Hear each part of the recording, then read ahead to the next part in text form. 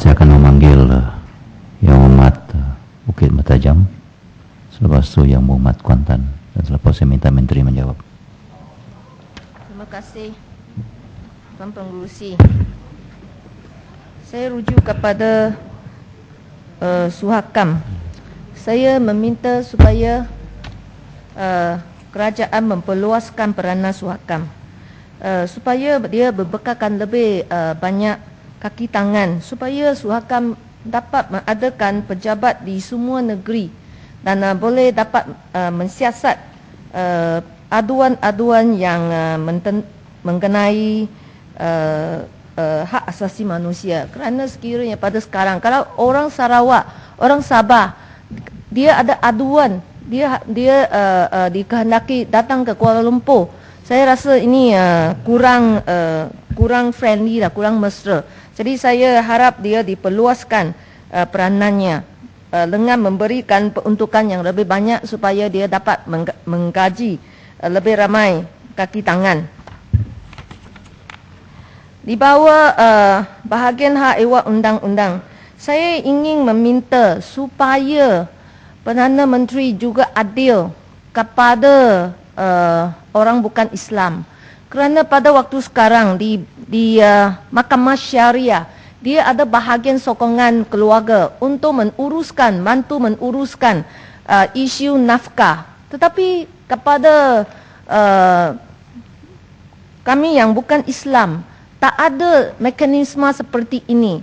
Jadi saya minta supaya satu parallel mekanisme diadakan, supaya ibu tunggal yang menghadapi masalah nafkah juga dapat meminta tolong.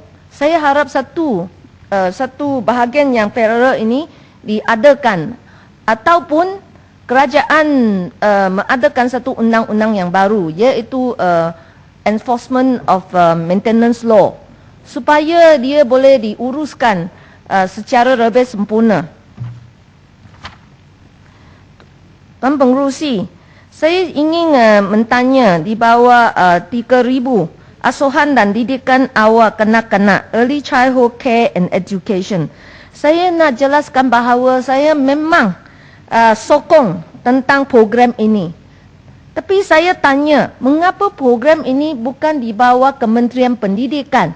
Mengapa dia di bawah Perdana Menteri, pejabat Perdana Menteri? Adakah kerana isteri Perdana Menteri yang mengketuai program ini, ataupun apakah sebabnya? Kerana saya rasa kita sudah sampai satu masa, negara kita sudah maju, cukup maju untuk mengadakan satu polisi mengenai Early Childhood Care and Education, supaya semua kanak-kanak, sama ada mereka di Sabah, di Kudat, ataupun di Sarawak, di Sibu, ataupun di pendalaman di sini, orang asli, anak-anak orang asli juga dapat manfaat di bawah polisi ini. Semua anak-anak, semua kanak-kanak diberikan peluang yang sama, dan bukan mereka yang bertuah saja, yang terpilih. Jadi saya minta satu penjelasan bagaimana, mengapa butiran ini di bawah Perdana Menteri, pejabat Perdana Menteri, dan apakah dasarnya? Bolehkah kita adakan satu dasar supaya semua anak-anak ini, semua kanak-kanak kita dapat memanfaatkan dari program ini? Dan saya juga nak tanya,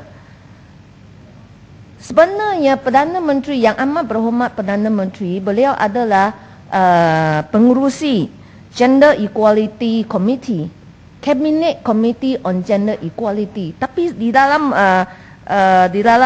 bajet ini saya tidak nampak ada butiran ini.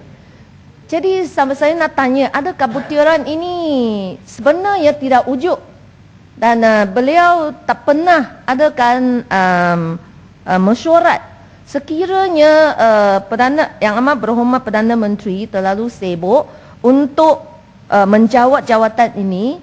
Jadi saya pun cadangkan supaya beliau lantikkan orang yang lain untuk menjadi pengurusi Cabinet Committee Gender Equality, supaya jangan kerana beliau seluruhnya tidak maju. untuk penyelarasan program pembasmian kemiskinan, itu 71000. Saya nak tanya, sekiranya kita betul-betul nak membasmikan kemiskinan, kita harus mengadakan minimum wages, kerana ini merupakan satu cara yang terbaik, yang paling baik untuk membasmikan kemiskinan. Jadi saya nak tanya, bilakah Kerajaan Barisan Nasional akan melaksanakan gaji minimum dan juga 80400, pembinaan pembaikan tabika perpaduan dan IKLIN. Sekali lagi saya meminta supaya kita streamline semua tadikat atau tabika ataupun early childhood care and education. Saya harap semua tabika atau tabika ini dapat digantikan dengan early childhood care and education center, kerana ini merupakan satu investment yang sangat bermakna sekiranya kita nak model insan yang bertanding dengan sedunia. Saya rasa ini merupakan satu investment. Jadi saya nak memohon supaya ia diberi perhatian. Tuan Pengerusi, mengenai saya nak muji Jabatan Audit Negara, kerana setiap tahun Jabatan Audit Negara ini mengeluarkan laporan yang menggambarkan keadaan penurusan Kerajaan Barisan Nasional. Dan setiap kali kita lihat ada banyak pembazinan, umpamanya Maritime Binoculars yang market price-nya ialah 1,940, tetapi Maritime dia beri dengan harga 56,350 LCD TV atau DVD player. Market price-nya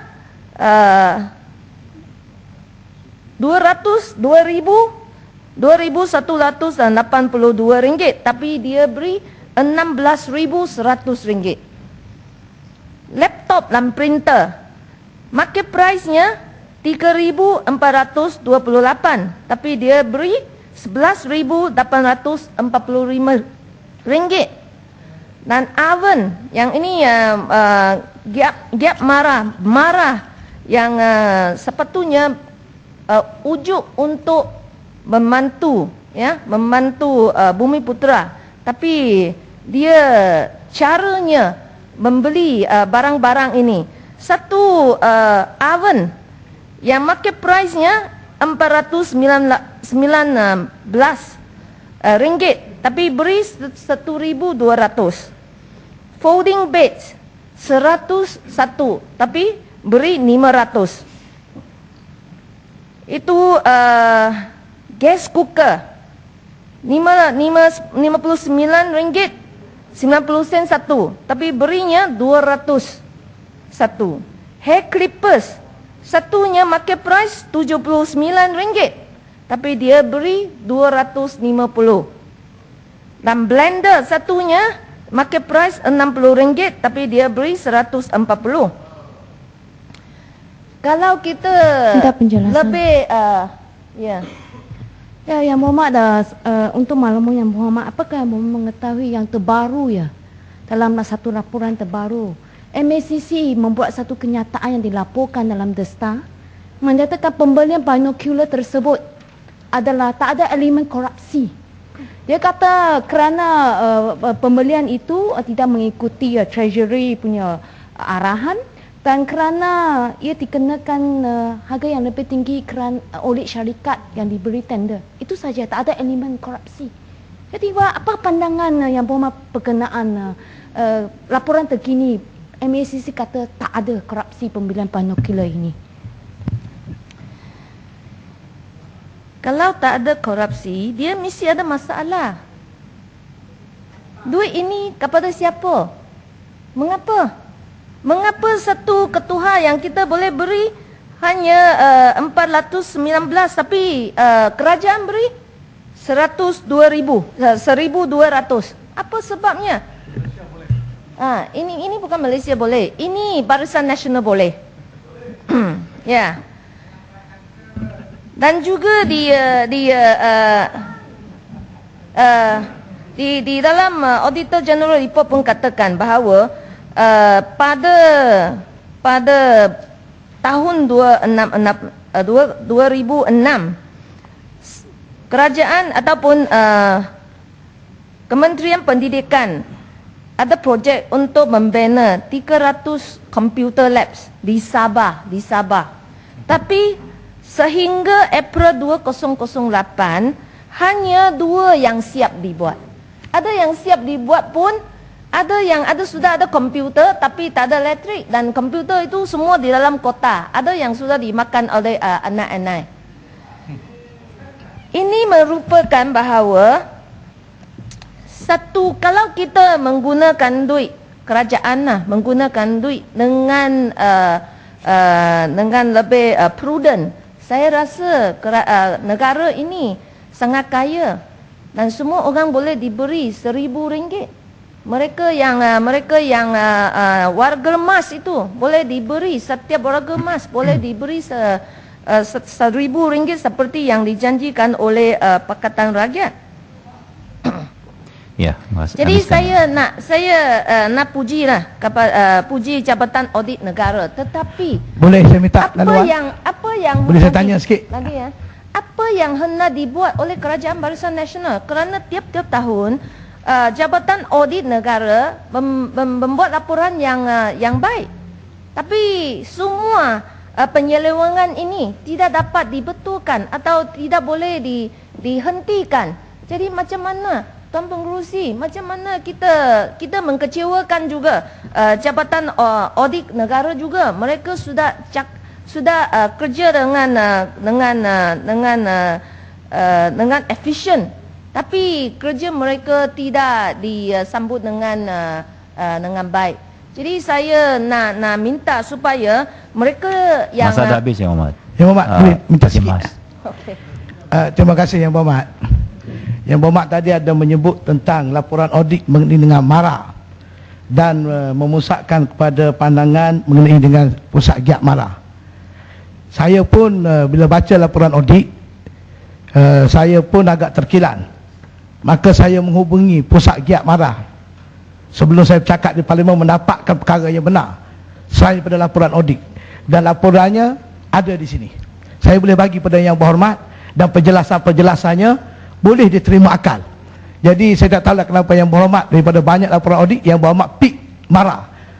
MARA, kenapa MARA? Saya tahu apa yang tersurat, tetapi saya ada jawapan saya nak bagi pada Yang Berhormat sebab tak ada masa. Saya boleh baca dan memang tepat apa jawapan oleh pihak giat MARA. Perkara-perkara kecil, teknikal yang perlu diberi penjelasan, tapi audit membuat gambaran seolah sebagaimana Yang Berhormat sebut tadi. Jadi saya lepas ini saya akan bagi pada Yang Berhormat laporan ini supaya pusat giat MARA dapat dibersihkan namanya akibat daripada laporan audit. Sekian, terima kasih. Terima kasih. Giat MARA haruslah terima kasihlah kepada Yang Berhormat ya. Yang Berhormat. Ya. Tadi ada orang yang kata bahawa negeri Pulau Pinang, Selangor juga dalam peruntukan untuk Yang Berhormat ataupun kawasan juga tidak diberi kepada pembangkang. Saya nak cadangkan kita adakan satu perjanjian ataupun satu kefahaman. Kita boleh selaraskan sekiranya di negeri kita adakan untuk satu sistem di mana tak kira pembangkang ataupun kerajaan, mereka lah wakil rakyat. Sekiranya wakil rakyat diberikan sesuatu peruntukan, semua wakil rakyat diberikan yang sama dan bukan seperti sekarang. Kerana ini adalah budaya Barisan Nasional. Barisan Nasional yang menunjukkan budaya yang terbaik ini yang tidak demokratik. Saya setuju dengan dengan yang berhormat Sungai Siput. Ini tidak baik untuk demokrasi.